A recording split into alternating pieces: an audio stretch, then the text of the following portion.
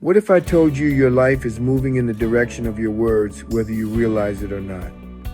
One of the most powerful lessons I've ever learned comes from the words of King Solomon. He said, "Life and death is in the power of the tongue," Proverbs chapter 18, verse 21. What a reality!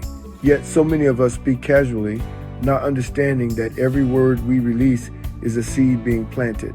And whatever you plant, you will eventually see grow in your life. The danger in it all is we must not allow negative thoughts to control our mind. We must quickly cast down such thoughts. Because if you let negative thoughts to settle into your mind, they will take root in your heart. And once they get in your heart, Satan knows that eventually they will come out of your mouth. When that happens, you're not just thinking it, you're declaring it. Because when you speak it, you begin to create an atmosphere that, if negative, it will work against you. You got to recognize and realize that demons know what it is to cast spells. For instance, the word spell comes from an Old English word that means to tell a story or a spoken narrative. In other words, when you keep speaking negatively, you're literally casting a spell with the words you say over your own life.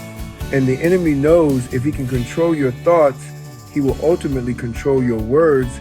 And if he controls your words, he can negatively influence the direction of your life. For this reason, one should always think about what they're thinking. Because if you don't take authority over your thoughts, you will end up casting spells on yourself. This is why the Word of God tells us to cast down every negative imagination and bring it into alignment with God's truth. So, don't rehearse defeat, declare victory. Don't echo fear, speak faith. Start saying what God says about your situation, even if you don't see it yet. Because here's the truth. What starts in your mind settles in your heart, and what fills your heart will eventually come out of your mouth. Speak with intention. Speak with authority. Speak life.